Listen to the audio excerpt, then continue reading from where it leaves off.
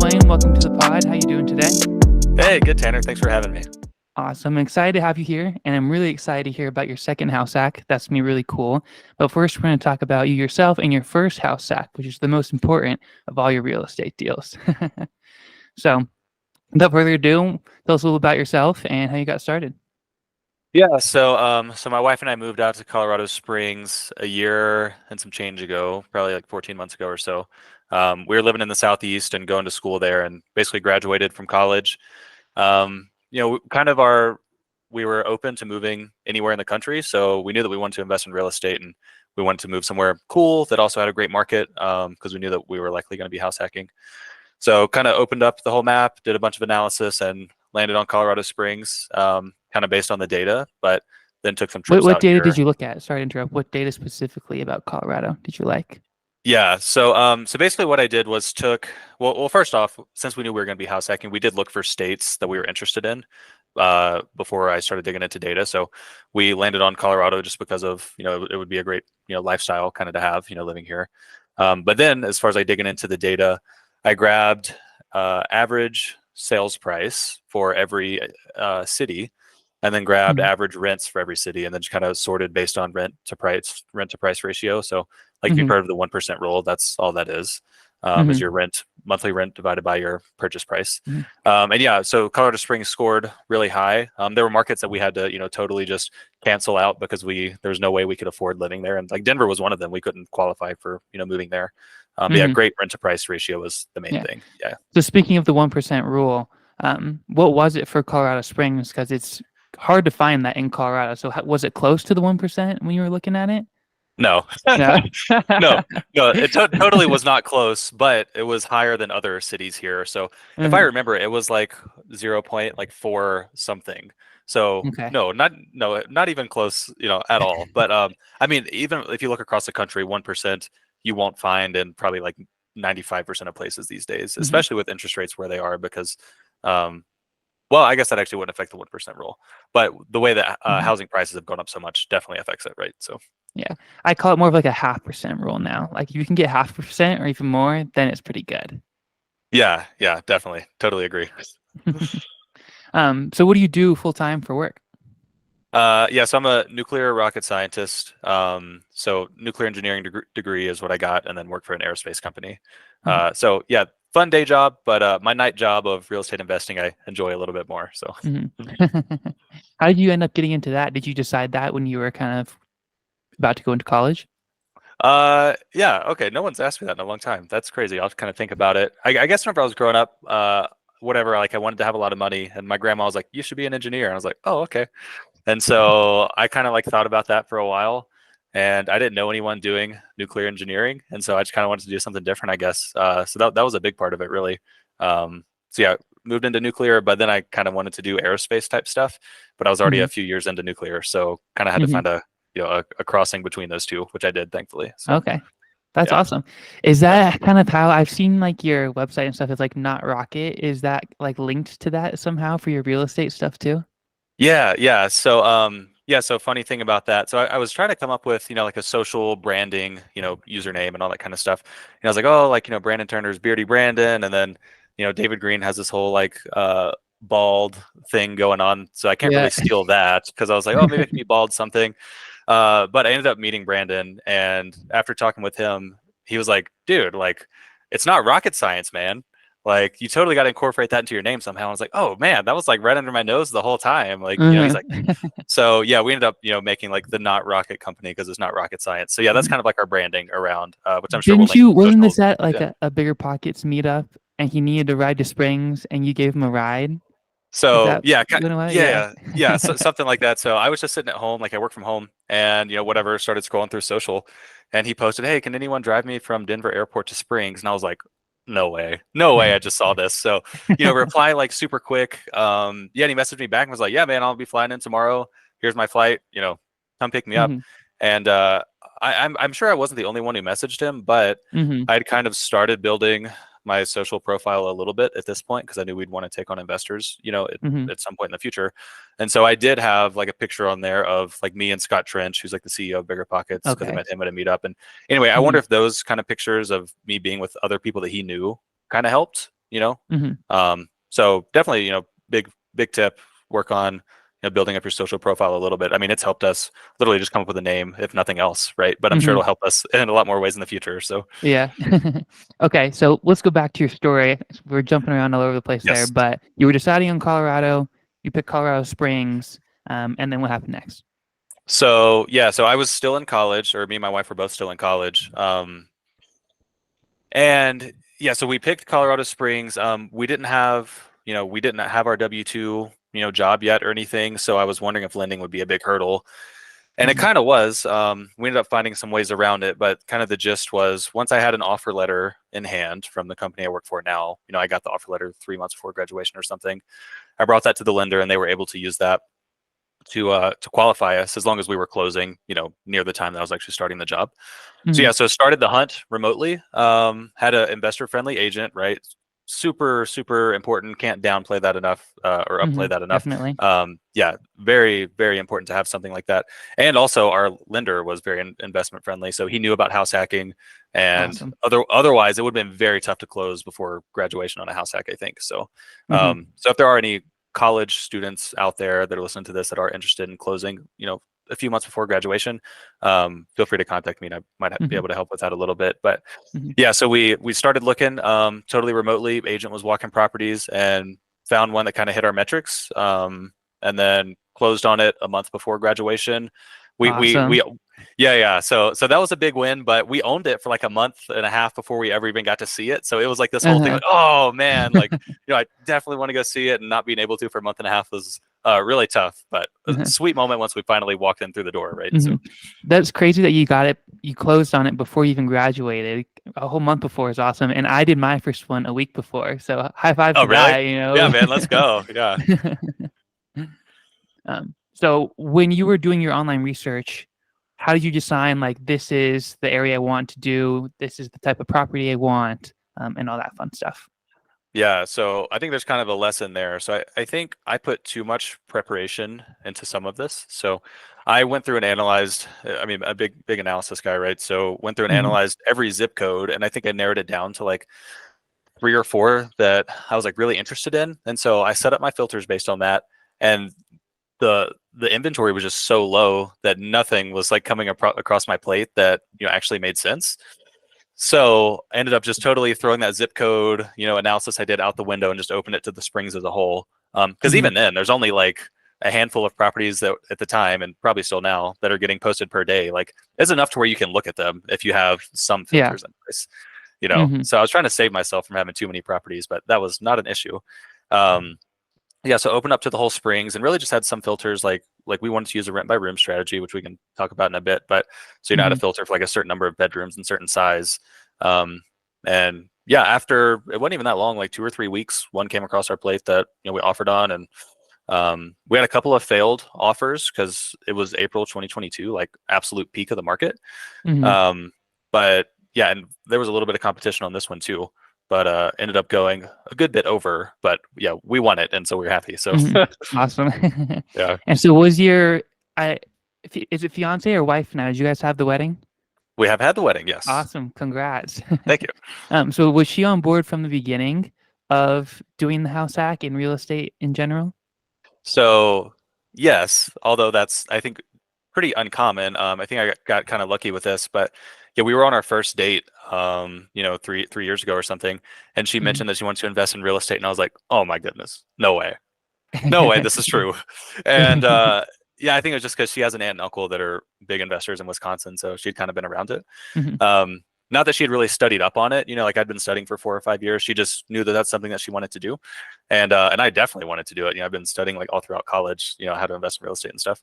So Mhm. yeah, so she was on board with investing. She had never heard of house hacking, but realistically, right, that's the only way, the easiest way and one of the few ways to get into it as like a recent college grad is by house hacking because you put so little Mhm. down. So that was kind of our only option in our mind.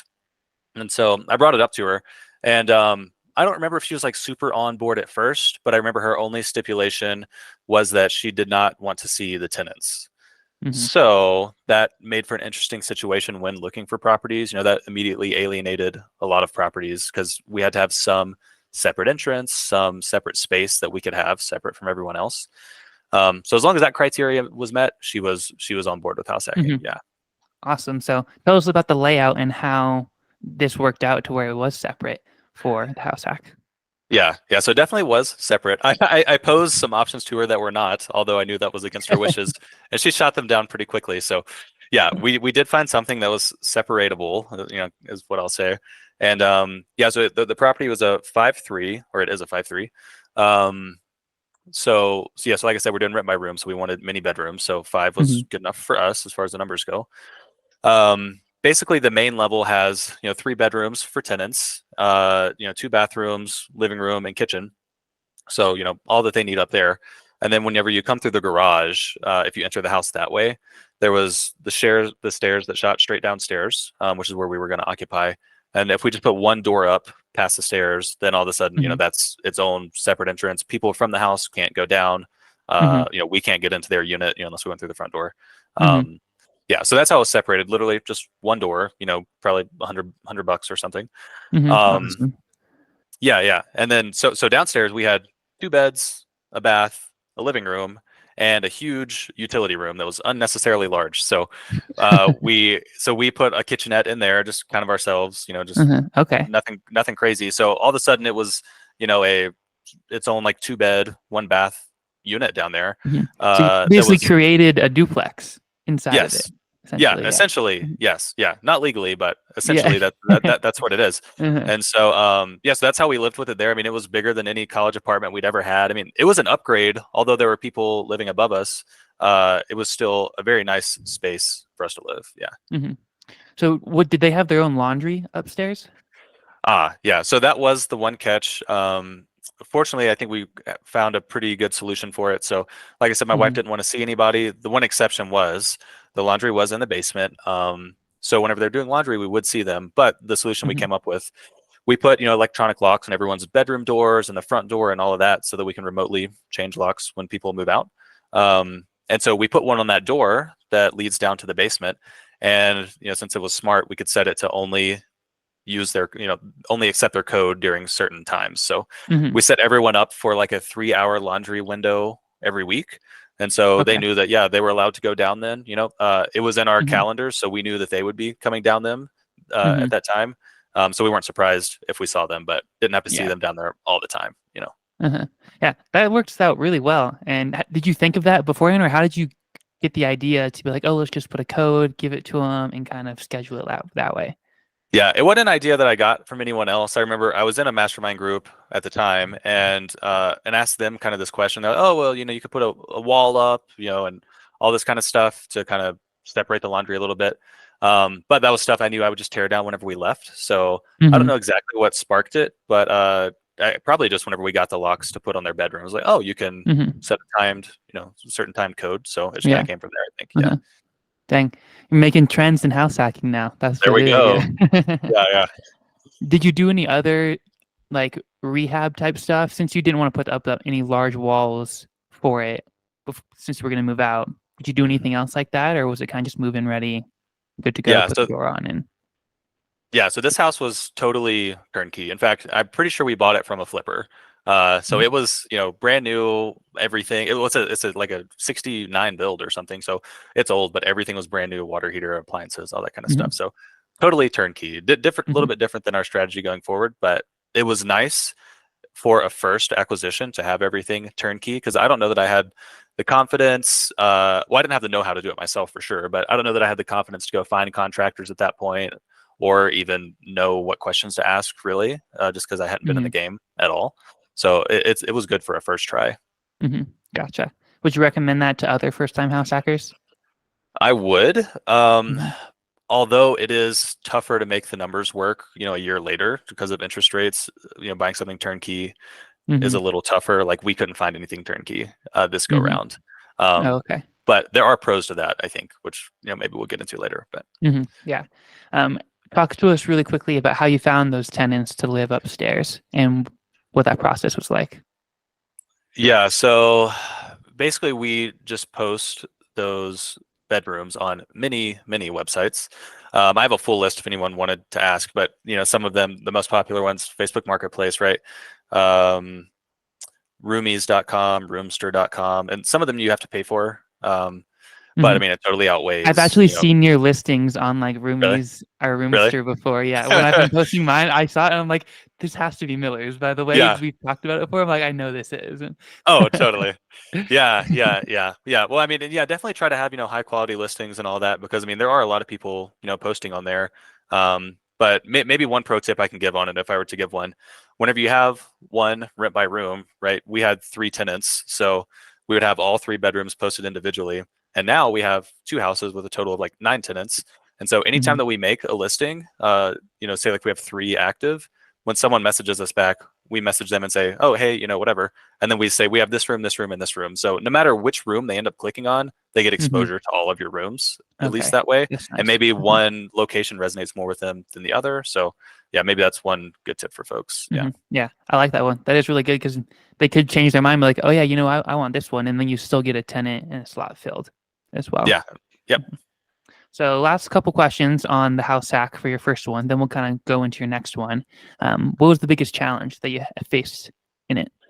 Yeah. Probably just the acquisition. For a handful of reasons. I mean, one, it was like a remote acquisition, which I wasn't necessarily scared of because I'd been, researching real estate for 4 or 5 years at this point, which is way too long. I just hadn't graduated college yet.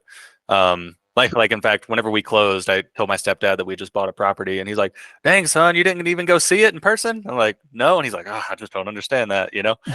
And old way, of thinking of things, I guess. But the main thing was probably lending, trying to get that to shake out before we had a job.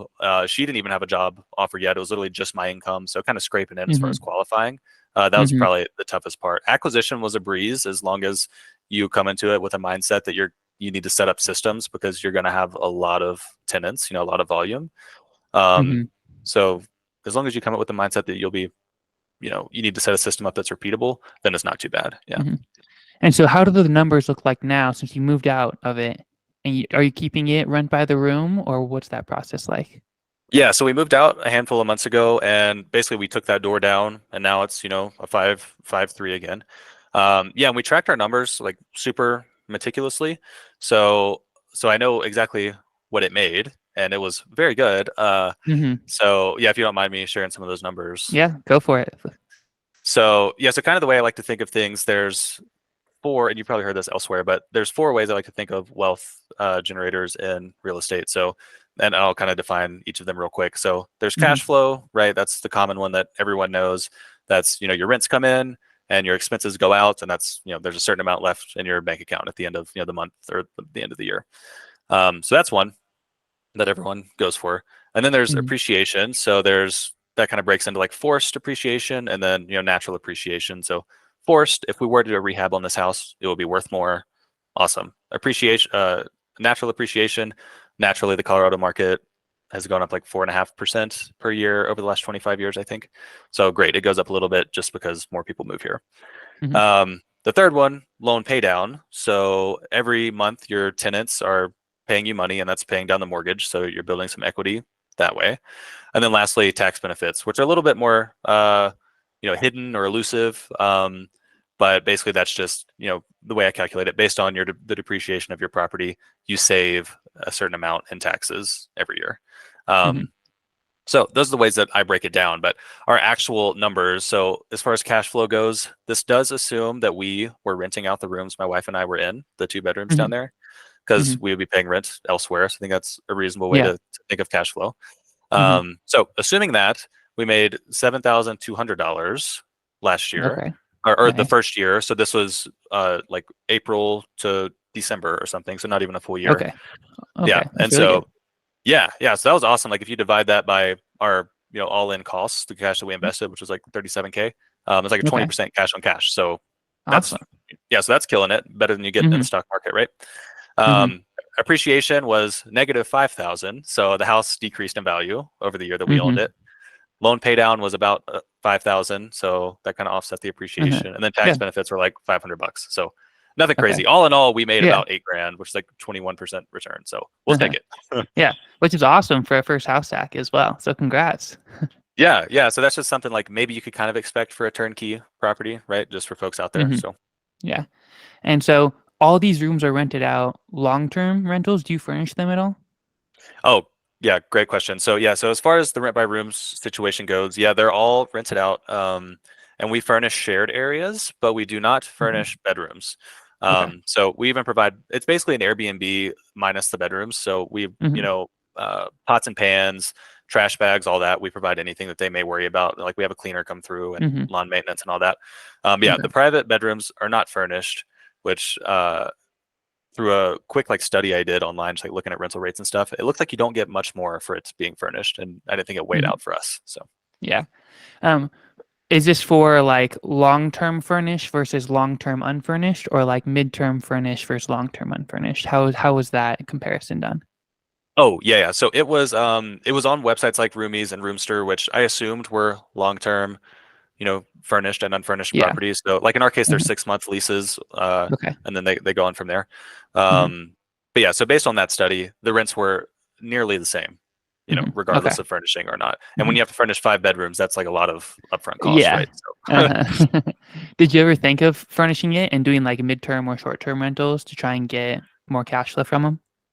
Um, yeah, we considered it. So the way I kind of like to think of this is, if you're investing in real estate, you have like a traditional long-term rental, that that just is a long-term rental to a family, but that doesn't really work in the Springs, right? Or in Colorado in Hmm. general. Like you're not going to cash flow. So you have Hmm. like some options. You could either rent by room, medium term, or short term.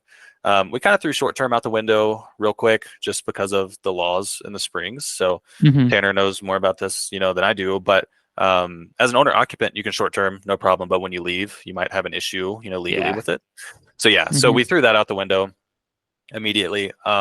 I didn't consider medium terming bedrooms individually. Maybe that is something to think about. I considered Hmm. medium terming like the whole upper unit. Hmm. Um, but kind of the way that I shook that out is the medium term and rent by room are going to be management intensive strategies, and you're compensated for that. Hmm. But say like we're not in this house, so now there's we say we can medium term the whole house, okay, and say we have like a turnover every like 2 months or something. Hmm. That's 6 turnovers a year. And if we're rent by rooming and we have 5 bedrooms and we have someone leave every like 6 to 12 months, that's also around the same amount of turnovers. So Hmm. Yeah. so yeah, we just figured we would have one strategy in all the rooms. It's way more repeatable that way, and then we don't have to worry about seasonality at all, or running the Airbnb hamster wheel, trying to stay at the top of the search Yeah. engine, all that kind of stuff. Uh-huh. You very briefly talked to me about short-term rental arbitrage and doing like a rental, but doing Airbnb on top of it. What are your thoughts on that? And did you end up doing it? And where are you at with it now? I hate it. I hate it. Like really, I was really considering it for a long time. I think it was a shiny, object thing that I had going on, Yeah. because I had talked to Brandon, like I mentioned, and he had recommended that as somewhat Mhm. for someone who has little cash and wants to build cash flow.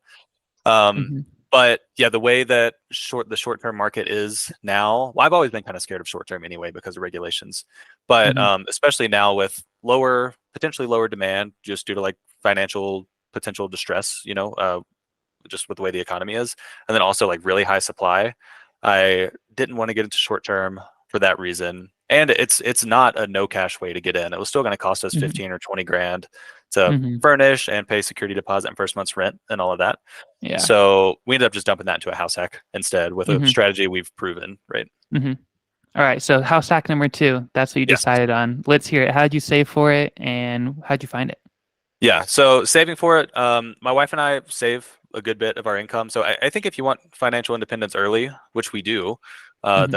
that's our goal and a lot of people's goal. You do have to be pretty aggressive on anything that you do, such as saving for investments. Mhm. So yeah, so we save a large percentage of our income. So we saved, I think, around like 20 or 22 grand or something like that. By the time we were ready to acquire again, because we hit that 12-month Okay. mark. Mhm. So we had that saved, but I was worried that that wouldn't be enough for an acquisition because our first property we needed 37 grand cash. So we didn't have that. So I was like, Mhm. well, we can maybe get a HELOC. I was like, I don't know. I don't think we really have much equity, but we'll try it. Mhm. So interestingly enough, we got a $40,000 credit line on a HELOC, although we basically had zero equity, uh, which could be worrisome to some. Yeah. Uh, but yeah, so we went through Security Services Federal Credit Union there in the Uh-huh. Springs. Definitely if you're looking for a HELOC, they've been great. Mhm. So the reason we got such a large credit line, so basically they determine your equity, right? Your property value minus your loan balance. And Mhm. we'd only put 5% down, but our value had decreased by like 5 grand. So we were sitting close to zero. But Mhm. whenever they valued the property, they just did like a virtual appraisal, like sort of Okay. similar to like a Zestimate on Zillow or something. Mhm. And they valued it at 500 grand, although we bought it at 460 and now it was less than 460. So they emailed that back and they were like, "Does this look good to you?" I said, "Yep, that looks perfect. We'll Yeah. take it." So yeah, so they gave us a credit line for around 40 grand. And great thing about that, it's there if we want it. I didn't know if we would need it for acquisition, but it was Mhm. there. We could extract cash if we needed to. Mhm. And if we don't use it, we don't have to pay any interest or anything. So Mhm. even on our current property, before we leave, we'll pull another HELOC on it because you get better terms, like as a primary occupant, Mhm. just so that it's there, in case, right? So Yeah. yeah, so we had cash savings and a HELOC. Yeah. Mhm. But I think that's really cool about the HELOC that they may have messed up, or maybe they looked at different comps than you were looking at, but you can kind of play values in real estate with appraisals for refis and HELOCs to make it seem like certain values than others, which is probably not the best thing, but it can work in your favor if you pull it off correctly. Yeah, yeah, and so people are kind of like scared of using HELOCs for acquisitions, which I get because the interest rate. So like the interest rate's like 6% for the first year in our case, and then it goes up to like it's variable. But Mhm. the way that I was looking at it, if us having a HELOC allows us to buy another house hack, even like 3 months earlier or something, Mhm. the returns on that much outweigh this like high interest rate we're paying on like 10 grand or something, however much we would need to Mhm. borrow. In fact, I mean, it allows us to rent out those 2 bedrooms that we were occupying, which is 1,500 bucks a month that we get immediately that we were not getting before. Mhm. So it can be a good tool, but yeah, think about what you're trading, Mhm. in So exchange for you, that HELOC. so you didn't use any of your HELOC for this purchase, but you had it there just in case, right? Yeah, exactly. Okay. Yeah. So we actually ended up, yeah, I think closing, we were at 20 or 22 grand. So we had like just enough cash for it. And that was because we got like a huge, like 12 grand concession, I think, from the Okay, that's seller. awesome. Yeah. Yeah. Yeah. But we Mhm. have used it since we used it to furnish this place. Yeah. And I guess that's about it. Furnishing. Yeah. Mhm. So it still did come in handy. Yeah. Mhm. Awesome. So how did you find the second one, and what were you looking for? And what's the layout of it as well? Yeah, so we went with a little bit different strategy this time. Well, we're still doing rent by room, but after seeing the power, once I pulled that HELOC, I was like, oh my goodness, like I have this cash that I invested 5% into this property, but never actually lost it. It's still accessible for a fee. Mhm. I knew that I wanted to build equity on our next property, so we looked for something not that was very distressed, but had some improvement value. So what we Mhm. ended up doing, or what we ended up finding was a 3-3, which does not sound good for rent by room, right? Yeah. That would be a very negative cash flow. Yeah. Uh, so we found a 3-3, but it was 2,600 square feet. So there was a lot of space that could be Uh-huh. used as bedrooms, right? Mhm. That just wasn't being used for that. So, Mhm. so the idea is we can convert it to a 5-3, and now Is all this of a sudden, space in the basement, or where's this extra space? yeah. So part Mhm. of it is where I'm standing right now. So we're in the basement, and this literally Mhm. is so close to being a bedroom. It Mhm. already has closets, already has egress. I mean, and literally it just needs a door in the hallway. Yeah. So I mean, that alone will just go ahead and bump the value like immediately by putting up Mhm. one door. So yeah, so that's one space, and then also upstairs there's a second living room. There's two living rooms on the main Okay. level, as Okay. is in most places in Colorado, right? So Uh-huh, yeah. yeah, so And so is one of those is currently being converted to a bedroom right now. Yeah. okay. That's always good to get creative. Those living rooms that you don't need, it's like we'll just make them bedrooms, and then your value just goes up very fast. So that's a good point. So there's like a lot of benefits to this kind of strategy we're employing now. Like one, yeah, it bumps cash flow because we add bedrooms, like it bumps it a lot. Um, but two, it adds a good amount of value for sure. So we're spending like 8 grand on this rehab to make 2 bedrooms, Mhm. and based on the comps, I forget exactly, but we're gonna get a 50 to like 70 bump, Okay. $1,000 Wow. bump in value Uh-huh. for like only spending 8 grand. Uh-huh. Uh, so that's Well, great. sweet. And yeah, so that's awesome.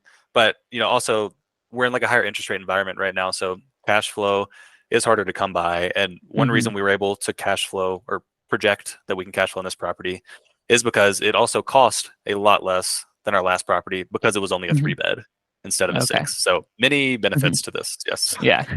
So are you gonna live in the basement and then rent out all the rooms upstairs again? Yep. Yeah. So it's a Mhm. less ideal situation in the basement than our last property. Like we have one bed down here and like a little living room and a kitchen or Mhm. and a bathroom, but there's no kitchen. There's kind of like a small kitchenette that we have a little tabletop oven on. But I am Okay. actually going upstairs to cook now. My wife Yeah. still doesn't because she doesn't want to see the tenants. So I'm stuck with all Yeah. the cooking this time for this year, but that's okay with me. Uh-huh. How is it interacting with your tenants? Yeah, it's been great so far. I mean, we're really thorough with our screening and stuff, so I've never Mhm. minded seeing them. In fact, at our last property, I mean, I would go hiking with one of the tenants and Mhm. hang out with him and stuff like that. So I don't Yeah. mind at all. I think my Was wife that sees them Sam? sometimes. Yeah, that was Sam. Yeah, Yeah, Sam's cool. yeah. Shout out to Sam.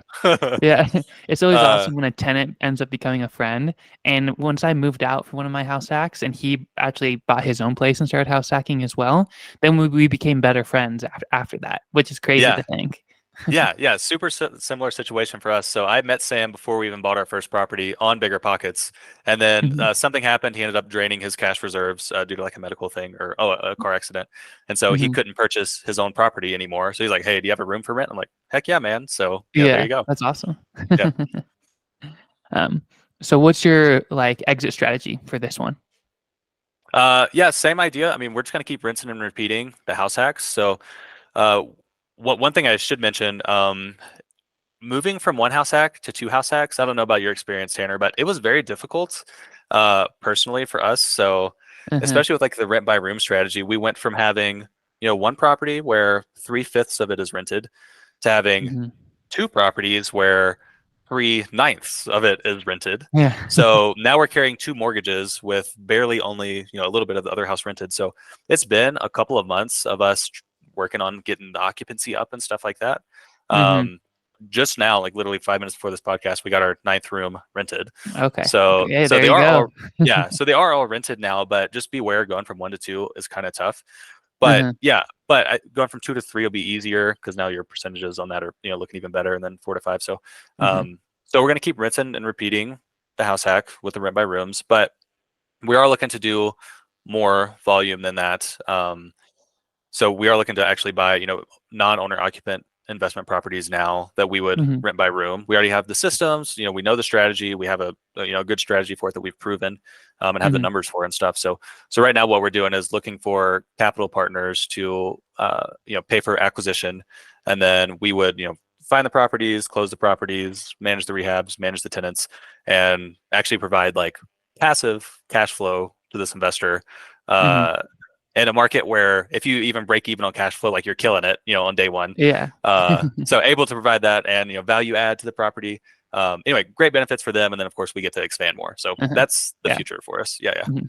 That sounds awesome. And then are you also saving up for house hack number 3 as well? Yep, yep. So same idea. We're saving the same percentage like we've always saved, and we still have that previous HELOC, and we'll pull a HELOC on this one before we leave. So yeah, I think purchasing again in 9 or 10 months now. Yeah, I don't think that'll be an issue. So yeah. Mhm.